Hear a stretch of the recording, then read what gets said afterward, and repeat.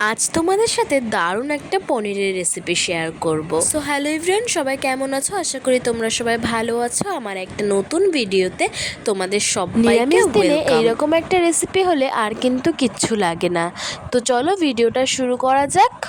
প্রথমে এখানে একটা মিক্সিং জার নিয়ে নিয়েছি, তার মধ্যে একটা ছোট সাইজের টমেটো, 8 থেকে 10টা কাঁচা লঙ্কা আর কিছুটা আদা কুচি দিয়ে দিলাম, আর দিয়েছিলাম 2 চামচ সাদা তিল। এবার জল দিয়ে এটাকে ভালো করে মিহি করে একটা পেস্ট করে নেব। এই দেখো মশলাটা আমার বাটা হয়ে গিয়েছে। এবার এখানে নিয়ে নিয়েছি পরিমাণ মতন পনিরের মধ্যে লবণ নিয়ে ভালো করে লবণ দিয়ে পনিরটা মাখিয়ে নিলাম। এবার গ্যাস ওভেন অন করে একটা কড়াই বসিয়ে দিয়েছি। কড়াইটা ভালো করে গরম হওয়া পর্যন্ত অপেক্ষা করব।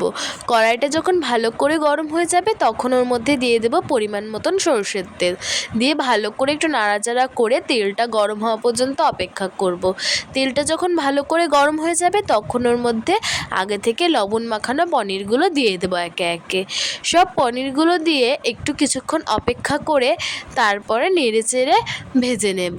পনির খুব বেশি ভাজবো না, হালকা লালচে হয়ে আসলেই পনিরগুলো আমি ভেজে তুলে নেব। এই যে 2-3 মিনিট রাখার পরে এক পিঠ কিন্তু লাল করে ভাজা হয়ে গিয়েছে। এবার আমি হালকা করে উল্টে দিলাম। এবার আর এক পিঠও যখন ভালো করে ভাজা হয়ে যাবে তখন আমি সব পনিরগুলো তুলে নেব। আমার পনিরটা ভালো করে লাল করে ভাজা হয়ে গিয়েছে। এবার আমি একটা পাত্রে তুলে নিলাম। এই দেখো সব পনিরগুলো কিন্তু আমার ভালো করে লাল করে ভাজা হয়ে গিয়েছে। এবার ওই তেলের মধ্যে দিয়ে দেবো আগে থেকে ছোট ছোট করে কেটে রাখা আলুটা দিয়ে একটু নাড়াচাড়া করে তারপরে ওর মধ্যে দিয়ে দেবো পরিমাণ মতো লবণটা দিয়ে আরও বেশ কিছুক্ষণ নাড়াচাড়া করে আলুটা ভাজা হওয়া পর্যন্ত অপেক্ষা করব। ওই ধরো 3-4 মিনিট ভেজে নেবে, দেখবে তার মধ্যে আলুটা ভালো করে লাল লাল হয়ে এসেছে। যখনই ভালো করে লাল লাল হয়ে যাবে তখন আমি আলুগুলো তুলে নেব একটা পাত্রে। আলুগুলো আমার লাল করে ভাজা হয়ে গিয়েছে। এবার আমি সব আলুগুলো একটা পাত্রে তুলে নিলাম। এবার ওই তেলের মধ্যে দিয়ে দেবো গোটা জিরে ফোড়নে। জিরেটা দিয়ে ওর মধ্যে দিয়ে দেবো অল্প একটু চিনি, দিয়ে জিরেটা ভালো করে ভাজা হয়ে গেলে আর চিনিটা গলে আসলে ওর মধ্যে দিয়ে দেবো আগে থেকে বেটে রাখা আদা, কাঁচা লঙ্কা, সাদা তিলের যে পেস্টটা ওইটা দিয়ে ওই বাটি ধুয়ে একটু জল দিয়ে দিলাম এর মধ্যে, দিয়ে ওর মধ্যে দিয়ে দিলাম পরিমাণ মতো লবণ, দিয়ে ভালো করে নাড়াচাড়া করে নেব। তারপর ওর মধ্যে দিয়ে দেব পরিমাণ মতন হলুদ। ওই 1 চামচ মতন হলুদ দিয়েছিলাম আর দিয়েছিলাম 1 চামচ মতন কাশ্মীরি লঙ্কার গুঁড়ো। এবার ভালো করে সব মশলাটা কষানো পর্যন্ত অপেক্ষা করব। মশলা কষে যতক্ষণ না মশলা থেকে তেল বেরিয়ে আসছে ততক্ষণ বেশ ভালো করে মশলাটা আমি কষিয়ে নেব। এই দেখো মশলা থেকে কিন্তু বেশ ভালো করে তেল ছেড়ে এসেছে। এবার ভালো করে মশলাটাকে একটু নাড়াচাড়া করে তারপরে ওর মধ্যে দিয়ে দেব আগে থেকে যে ভেজে রাখা আলুগুলো ছিল ওই আলুগুলো দিয়েও আরও বেশ কিছুক্ষণ নাড়াচাড়া করে নেব।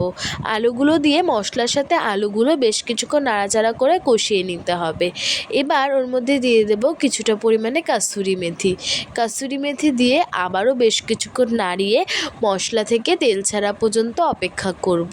আলুর সাথে যখন মশলাটা ভালো করে কষানো হয়ে যাবে, মশলা থেকে তেল ছেড়ে আসবে, তখন ওর মধ্যে দিয়ে দিতে হবে পরিমাণ মতন জল।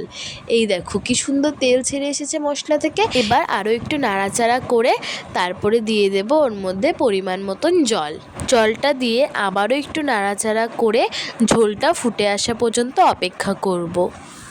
ওই 5 থেকে 7 মিনিট অপেক্ষা করবে, তার মধ্যেই দেখবে ঝোলটা একদম ভালো করে ফুটে এসেছে। 5-7 মিনিট অপেক্ষা করার পর ঝোলটা যখন ভালো করে ফুটে আসবে তখন ওর মধ্যে দিয়ে দেব আগে থেকে ভেজে রাখা পনিরগুলো। এই যে 5-7 মিনিট হয়ে গিয়েছে, এবার আমি আগে থেকে ভেজে রাখা পনিরগুলো এর মধ্যে দিয়ে দিলাম। এবার ভালো করে নাড়াচাড়া করে নেব। নাড়াচাড়া করে তারপরে আরও 2 মিনিট মতন যখন ফুটে আসবে তখন গ্যাস ওভেন অফ করে নামিয়ে নিলেই রেডি আমাদের আজকের নিরামিষ পনিরের রেসিপি। তো আজকের রেসিপিটা তোমাদের কেমন লাগলো অবশ্যই আমাকে কমেন্টে জানিও। আর হ্যাঁ, আমি বলবো তোমরা একবার হলেও এইভাবে পনিরটা বাড়িতে রান্না করে দেখতে পারো। আশা করি তোমার এবং তোমার পরিবারের সকলেরই কিন্তু খুব ভালো লাগবে। তো আজকের মতন এটুকুই। রেসিপিটা ভালো লাগলে লাইক, কমেন্ট, শেয়ার করো। আর ইউটিউব থেকে দেখলে চ্যানেলটাকে সাবস্ক্রাইব করে পাশে থেকো, আর ফেসবুক থেকে দেখলে প্রোফাইলটাকে ফলো করে দিও। তো আজকের মতন এটুকুই। সবাই ভালো থেকো, সুস্থ থেকো। কাল আবার কোনো নতুন ভিডিওতে তোমাদের সাথে দেখা হবে। Tata, by.